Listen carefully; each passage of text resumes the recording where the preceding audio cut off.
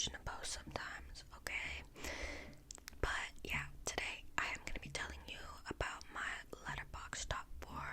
This is kind of just like a rambling, whispering type video, and basically I'm going to be reading the synopsis of each of my top 4 movies, and then I'm going to tell you exactly why it's one of my favorite movies. I'm going to talk a whole lot about it and try not to be too spoiler-ish. If I'm going to say something mildly spoiler-y, I'm going to give you a little warning because, yeah, but I don't think I'll get too spoilery with anything. But yeah, so hope you enjoy. Let's begin. Okay, I've got my phone right here, and I'm gonna be reading the synopsis of my first movie, my number 1, because we are going from 1 to 3 and then 4. So 1, this is my ultimate all-time favorite movie, and it is the Rocky Horror Picture Show. I have a bunch of little pictures on my wall, and Rocky Horror Picture Show is all the way at the top in the corner. But yeah, it's truly life-changing. I watched it for the first time during my spring break last year, and I think I watched it probably 20 times within that week span. Like, it was crazy. But the synopsis via Google reads: in this cult classic, sweethearts Brad, Barry Bostwick, and Janet, Susan Sarandon, stuck with a flat tire during a storm, discovered the eerie mansion of Dr. Frankenfurter, played by Tim Curry. Sorry, Tim, you are the GOAT. A transvestite scientist. As their innocence is lost, Brad and Janet meet a house full of wild characters, including a rocking biker, played by Meatloaf, and a creepy butler, played by Richard O'Brien, who is the real GOAT of all of this, because he wrote the stage play, he wrote this movie, he wrote all the songs, he played Riff Raff, he is everything, okay? Sorry. Through elaborate dances and rock songs, Frankenfurter unveils his latest creation, a muscular man named Rocky. I have an opinion to state because I love the soundtrack to this movie more than anything. That's why I say, Richard O'Brien, you are the GOAT. He wrote all these songs. Sorry, that's gonna happen a few times throughout this video. My computer doesn't like me. But, yeah, he wrote all the songs, obviously, as I've said about 25 times. And, on the official movie soundtrack, they have, the Sword of Damocles, they have the movie version, and they have, like, the soundtrack version, and the movie version is way better. It's not sung by Rocky's actor. Also, I'm pretty sure Rocky's actor, like, quit acting. Like, I'm pretty sure this was his only project, and I think he could have gone pretty far in Hollywood, but I just don't think he fucking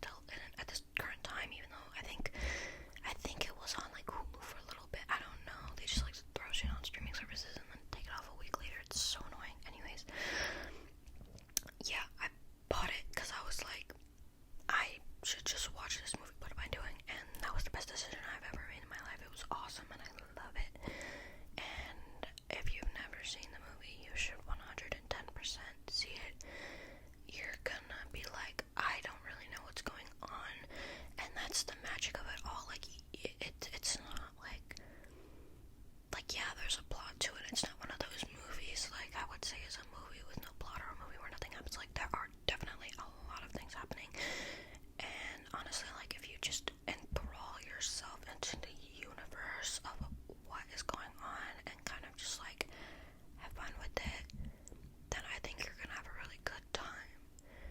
And I don't know, I think it's really amazing, really fun, really good, and yeah, that's why it's my favorite movie. It changed my life, and I rented it way too many times, spent way too much money on it. I should have just bought it, and I don't own it at the moment, but I should. I think next paycheck, that's what I'm gonna spend a few dollars on. I'm kind of trying to hold the mic because I can hear the wire kind of like banging against the side sometimes, and it's bothering me, and I fear it's probably bothering you too. Anyways, moving on to my second movie, which is The Iron Giant. Now, I actually have not seen this movie in quite some time, but when I was little, it was my absolute favorite movie of all time. I used to go to my grandpa's house very, very frequently, and like every day, and he put the movie on one time when I came over, and I was like, this is incredible, we need to watch it again. And we watched it again, and then every time I came over, I'd be like, can you put the movie on? So much so to the point that I would come over and the DVD was already in because he knew what I wanted to see. And that's why my grandpa's the GOAT to this day. But, yeah, I love this movie so much. It is kind of on the list purely for nostalgia purposes, but I also think it's, like, really, really nice piece of animation. Like, it's really good. It's a good story. I mean, Google says that 100% love the visuals. Like, that's true. Not a soul didn't like the visuals. Anyways, let me read you the synopsis. In this animated adaptation of the Dead Use Cold War fable, a giant alien robot, played by Vin Diesel, crash lands near the small town of Rockwell, Maine in 1957. Exploring the area, a local 9-year-old boy, Hogarth, discovers the robot and soon forms an unlikely friendship with them. When a paranoid government agent, Ken Mansley, why can't I read today? Sorry. Usually I'm very good at reading. Becomes determined to destroy the robot. Hogarth and beatnik Dean McCobbin must do what they can to save the misunderstood machine.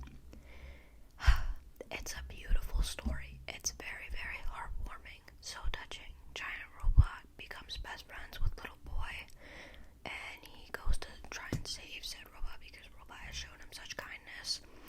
I mean, that's really like the AI crisis, but in like the best case scenario.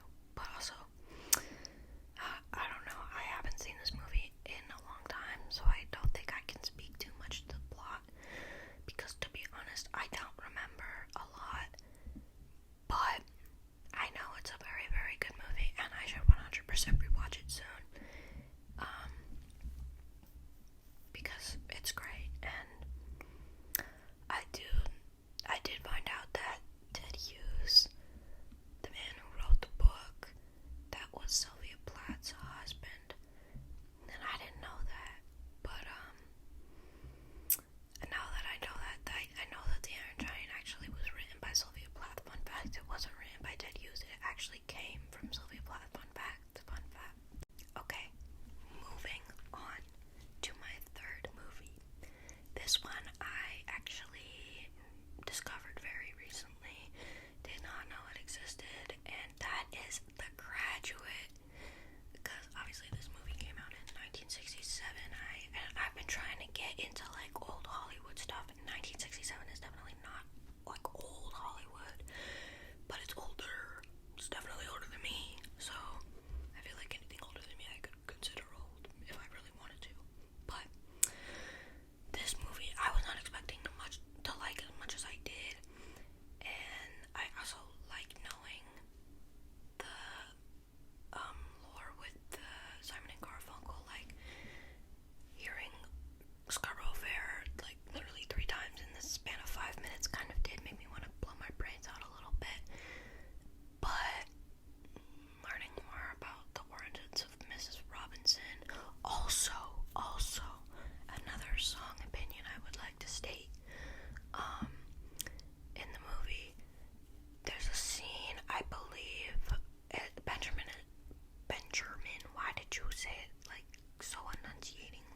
this.